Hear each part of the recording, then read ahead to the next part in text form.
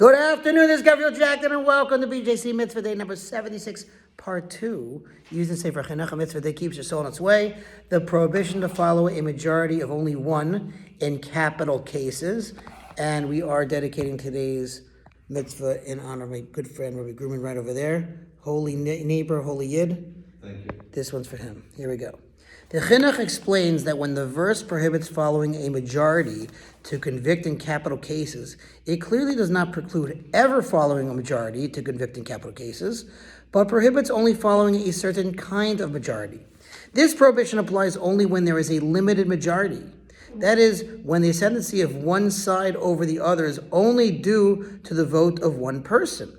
However, when the ascendancy of the majority over the minority is by a vote of two people, then even if the majority votes for harm, i.e. in favor of conviction for capital punishment, we do decide in accordance with their position.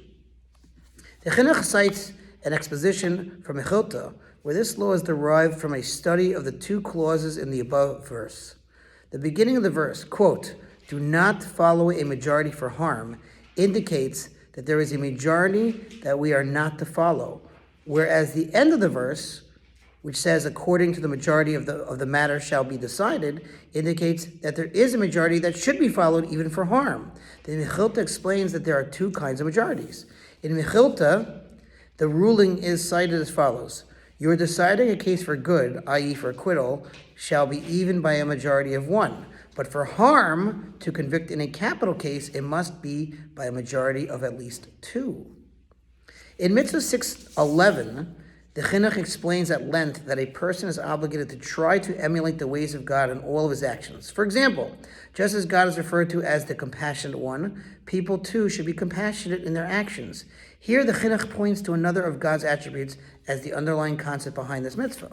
Among the underlying purposes of the mitzvah is, since we are commanded in Mitzvah 6:11 to emulate with our deeds the attributes of Hashem, blessed is He, and among Hashem's attributes is that He is abundant in kindness, that is to say, He deals with people beyond the boundaries of strict judgment, we are therefore also commanded to judge in this way.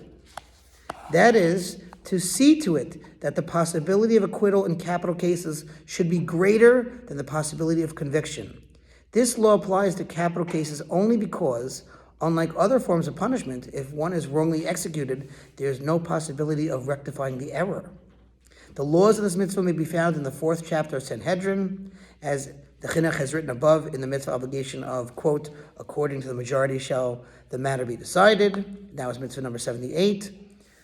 One who transgresses this mitzvah and convicts an accused in a capital case based on a majority of only one has violated the command of the king, meaning Hashem, and his punishment is exceedingly great, for he has caused an unlawful loss of life. Wow! What a beautiful mitzvah. Thanks for listening to Sponsor Feature Mitzvah 36. 100 for the gold. We'll see you tomorrow.